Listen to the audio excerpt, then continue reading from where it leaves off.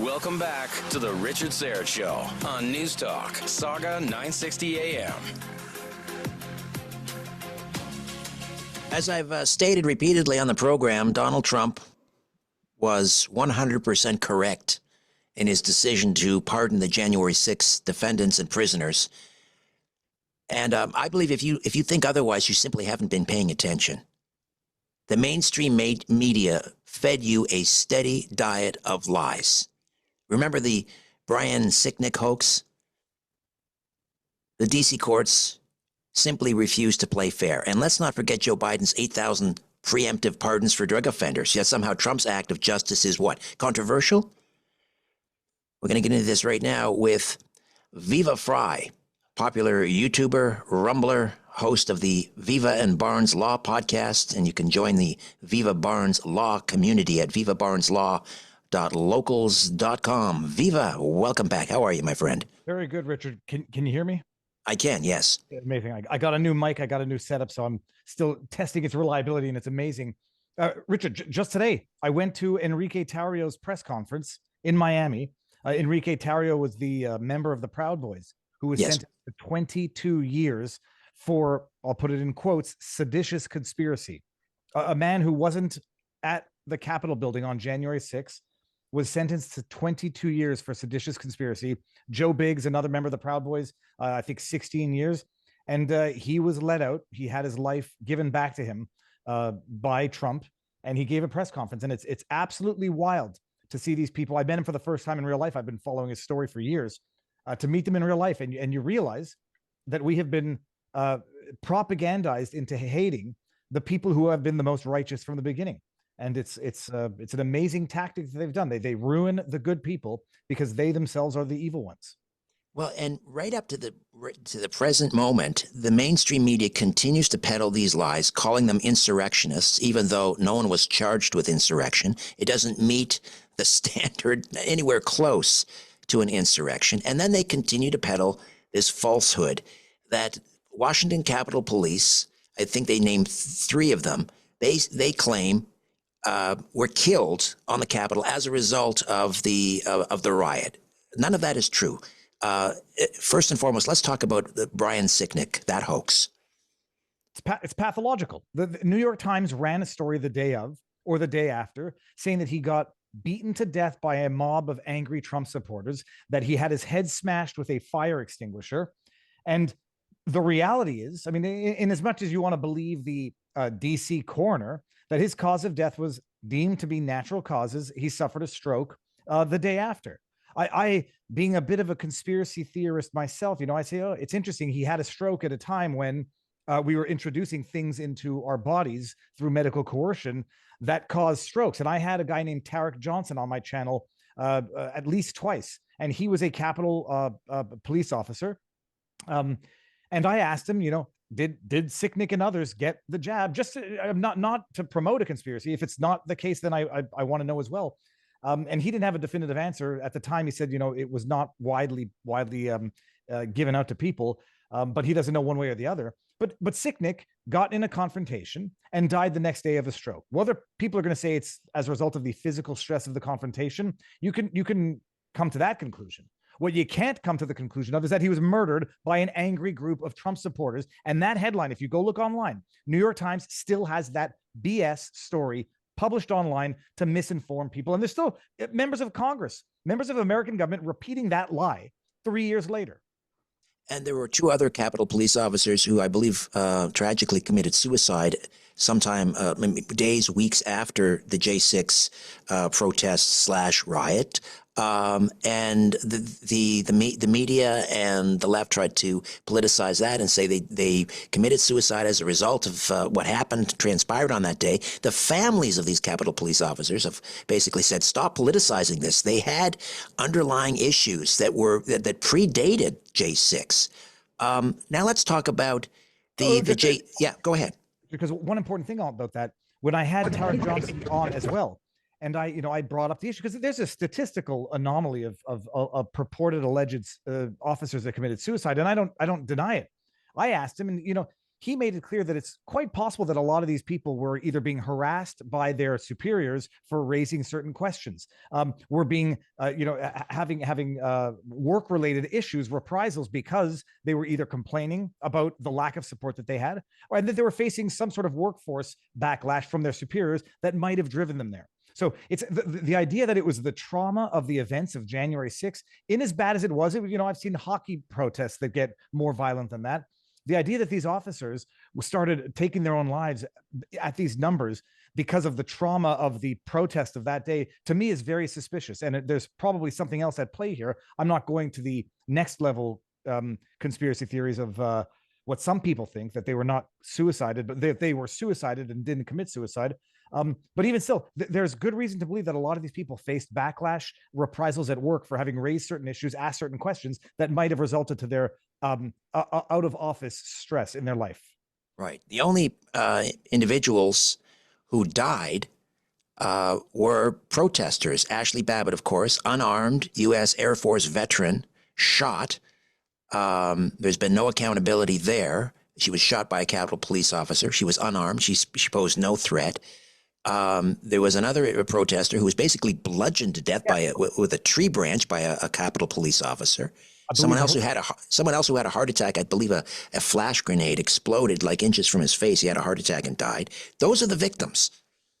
Ashley Babbitt was shot point blank. Now, in the first days of, when you're protesting, rioting, breaking windows, jumping through, attempting to jump through doors in a government building, you are increasing the likelihood that something bad happens to you. To be summarily executed, as Michael Byrd executed Ashley Babbitt, is not, the predictable outcomes of that type of messing around.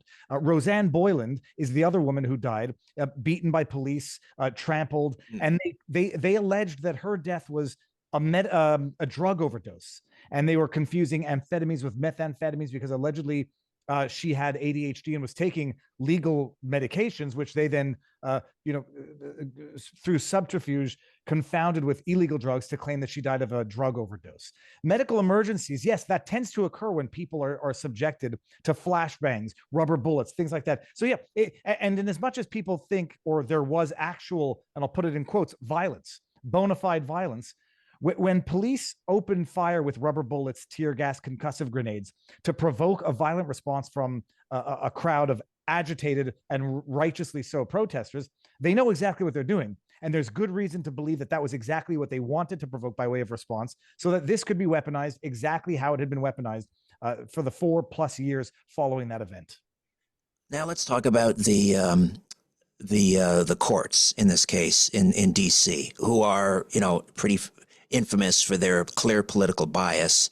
One of the things that they did, they refused to grant J6 defendants a change of venue. Talk to me about that. It was a political persecution witch hunt from the get-go. When these judges in D.C. felt like they were the victims of the so-called insurrection, you can't have them adjudicate anything fairly. When you have, it's a jury of your peers, not a jury of your enemies. And when in the ordinary run of circumstances, DC goes 95% Democrat. DC goes 90+% Hillary supporter. And now you have that DC jury pool adjudicating the Proud Boys, people who they think were literally there to literally insurrect and overthrow the government without bringing a single firearm to do so. It was a jurisdictionally prejudiced, politically prejudiced pool from the get-go. They didn't have change of venues. Some of these judges, one judge, Judge Nichols, everyone thinks it's like some sort of saving grace that he was appointed by Donald Trump. These are DC swamp judges who are out there to protect themselves and their wonderful little fiefdom of DC. And all of these defendants, you imagine being a Proud Boys member. Enrique Tarrio was talking about this today. They protest against drag queen story time. Can you imagine having a 2S LGBTQIA plus member of the jury and expect them to adjudicate on you fairly? You expect them to even understand what seditious conspiracy is? They went in rubber stamping, not just rubber stamping convictions. The sentences were so obscenely over the top, they could only be seen as deliberately punitive and politically punitive. And so there was no chance. None of them had a fair trial. None of them had a fair judge, had a fair jury. None of them had full disclosure. None of them had a full disclosure of evidence. There were Brady violations. And people think, well, they were found guilty by a jury of their peers. If you think that, you are just absolutely ignorant, and I'm putting it politely. Talk to us about not only the suppression of exculpatory evidence, but the destruction of exculpatory evidence. Yeah, the destruction I'd be less familiar with unless we're talking about the wonderful January 6th committee. Yeah. But the concealment or non-disclosure of exculpatory evidence. You remember the lectern guy? I've become good friends with him, Adam Johnson, the guy who stole Nancy Pelosi's lectern. They had video, 4 minutes of video showing Adam Johnson picking up that lectern, giving a fake speech in the rotunda, leaving it there, and then going on his merry way. And they charged him with theft, knowing that he never had any intention to thieve or steal, that he didn't, in fact, or lost steal. And they don't release that information for years. They were withholding evidence from all of the defendants, even the so-called violent ones. And the bottom line is the process was tainted, period. It was a constitutionally invalid process. And if you want to frame a guilty person, well, you deserve to have that guilty person go free, because worse than having one guilty person go free is having a system that frames the innocent. As for the destruction of the evidence, you have that corrupt criminal kangaroo court January 6th committee, which is there only to serve themselves, falsify evidence, tamper with witnesses. Liz Cheney, having unsolicited communications with Hutchison, bypassing her attorney, which is both unethical and illegal. And then after their kangaroo sham of a court investigation that lasted years, where they had, highly edited video stuff that was literally produced to fit their narrative, they destroy the evidence after the committee's over. And then what happens after that? Joe Biden pardons the entire committee, the witnesses, the police officers who testified. This is outright criminality. And if anybody doesn't understand that by now, they're not paying attention, or they don't want to understand, because they cannot deal with the fact that they've been in the matrix and believing a lie for the last 4 years. And now they've been pulled for the matrix, but they want to stay stuck to that machine because it's easier to believe the lie. The warden in some of these prisons who are really dragging their feet in terms of releasing prisoners. What is the status? Have all of the prisoners been released? As far as I know, all of the prisoners who only had January 6 convictions or charges have been released. There's, I would think it's 3, and I don't remember all of their names. One guy, Jeremy Brown, who his charges technically are not related to January 6. He's the basically an officer whistleblower who basically said that we knew something was going to happen as of December, and he got convicted on separate charges. And there's 3 other Jan 6'ers who are still being held because they have ancillary charges which didn't relate to January 6th, but followed the raids of January 6th. So one of them had like a probation violation. Another one might have had a firearms violation. And so technically the charges don't, they result from the raids for the January 6th stuff, but are not related to January 6th. And they're still stuck in there. But everyone else, as far as I understand, has gotten out. Jake Lang has gotten out. Enrique Tarrio got out. Joe Biggs got out. So, and they did drag their feet. It took them 2-3 days to process the release of these prisoners subsequent to the proclamation, the pardon from Donald Trump.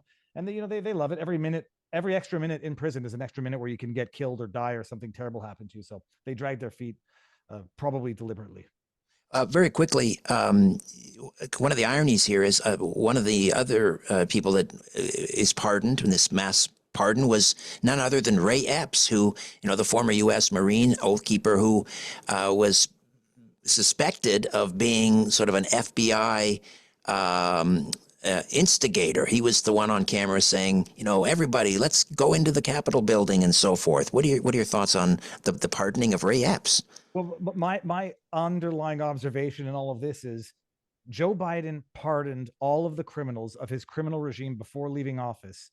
And it was up to Donald Trump to pardon all of the victims of Joe Biden's criminal regime when he came into office. You imagine Ray Epps, a man who he was the instigator of this insurrection that never was, because it was a Fed-surrection, and he's either a Fed asset, a confidential human source, or whatever. That's my humble opinion. Ray Epps can sue me if he doesn't like it. The fact that he gets pardoned, I mean, it's just the icing on the cake in terms of pardoning the criminals to this faux Fed-surrection. And they did it. Obviously, he got a misdemeanor charge, slap on the wrist. And so, his exposure for that was minimal. I don't think he needed the pardon for his one piddly misdemeanor charge, for which other people were locked away for years. So it's obvious what happened. Biden pardoned the criminals of his organization on his way out the door. There can still be investigations, but they might escape the ramifications of the law. But there can still be committee investigations, and they can still be compelled to testify, except in as much as double exposure for self-incrimination can result on potential state charges. Viva Fry on YouTube, on Rumble, host of the Viva and Barnes Law podcast. And you can join the Viva Barnes Law community at vivabarneslaw.locals.com. What's coming up on the show?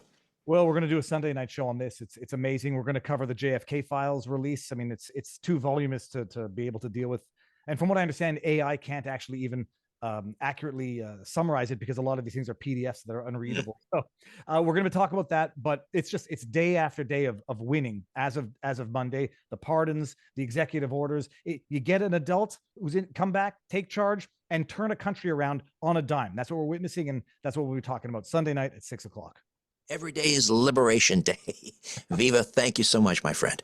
My pleasure. Thank you. When we come back, let's talk some steelheads, shall we? Brendan Lang is waiting in the wings, play-by-play announcer. Stay with us. Saga Traffic.